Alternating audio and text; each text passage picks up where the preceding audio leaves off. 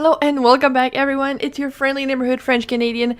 I hope you're having yourself a wonderful weekend. So like many people in the fighting game community, I have been playing the Guilty Gear Strive beta, the open beta, because I wasn't sure if I wanted to, dish out the 80 Canadian dollars, because this isn't usually my type of game. I love NRS games because the combo system makes sense to me, right? So I was a bit worried and I didn't know if I was really comfortable buying the game. But honestly, I've been having a lot of fun with one particular character, and if you're used to Mortal Kombat fighting games, I think you're definitely going to love this character, because his combo structure is definitely really close to what we know in Mortal Kombat.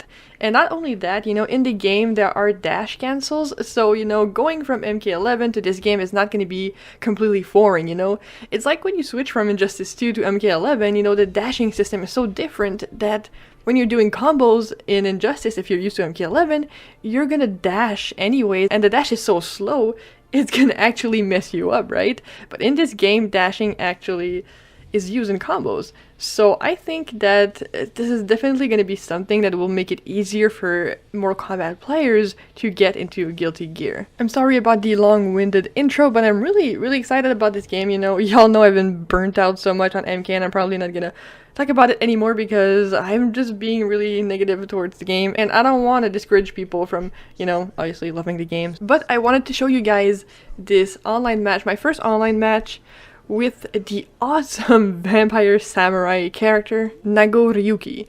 Now, I'm telling y'all, practice this dude, look at his combos, you're gonna love him. And I think so far the consensus is that he's actually really good, and maybe even top tier. He does a frick ton of damage. If he goes into his bloodlust mode, does so much chip damage, and it increases his range that a sword swipe will literally get you almost full screen. It's ridiculous. I'll leave a link to a Twitter video down in the description if you want to go look at it. It's freaking ridiculous, y'all. So basically the way this game works online is you make an avatar and then you get into a sort of lobby that have different stages, more like different rooms, I guess. And so you fight a CPU as your first fight, and that places you in your first rank. And then as you play more matches with people, you rank up, and then you against people of your skill level. And basically you just roam around in these types of rooms with your avatar, and then you go up to someone and you challenge them, and if they accept, then you fight, and so on and so forth. And it's pretty cool. I really like this concept, it's kind of cute. So if you want to start with this character, these are the things that I noticed playing him, for the first time, the first few times, is that he has a really good projectile that with his range, his forward 2 has so much range, you can do that and the projectile, and the chances are they're gonna punish you if they block it, of course. I haven't labbed this to the fullest extent, but I'm just saying what worked for me, during the match. And also, he has a button that pops up, standing 2. And it's a really quick button, and you can use it when they go for a block string, and sometimes it's gonna counter, and then you can go into a full combo. And obviously, the match, you're looking at right now, I'm not doing everything perfectly. I drop combos, but I do get some good stuff in there, and honestly, he's a really fun character to play and to learn. He also has this ability where he's not really teleporting, he's just like shifting backwards and forward, and it's a really good ability. Not only does he have a projectile, which he like projects a copy of himself forward, like really far. You have the ability to move forward and backwards really quickly because, he's a really slow character, like his movement is really slow.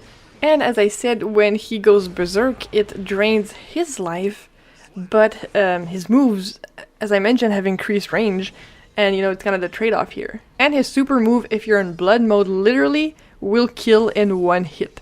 One single hit and you're dead. Like, I'm pretty sure they're gonna fix that. I don't know if that was intended, or if that's how these games usually work. I don't know. I'm really not well versed in anime fighters, like, at all, but that seems a little insane to me. So if you're someone who likes big damage, who doesn't really mind having reduced mobility, but you still have really good mobility tools because of the shifting forward and backwards, as I mentioned, and his range, which, even if you're not in the blood mode, is still really good. And if you want a one-hit kill, then you know what? He's the character for you. I just wanted to give a quick overview and just my thoughts on my first online match.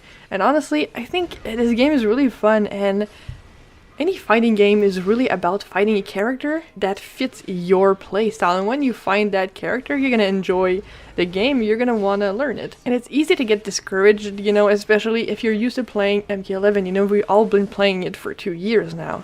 And then you get in a new game and it's like your confidence level is like at 0 and you just hate the learning process. As I just said, if you find a character you love, you're going to really, really enjoy this game. So guys, let me know if you tried the beta, pre-ordered, or if you're trying the open beta, and let me know what you think about this game and if you've tried this character or which character you want to main. Have yourself a wonderful day, y'all, and I'll see you all very soon. Slap!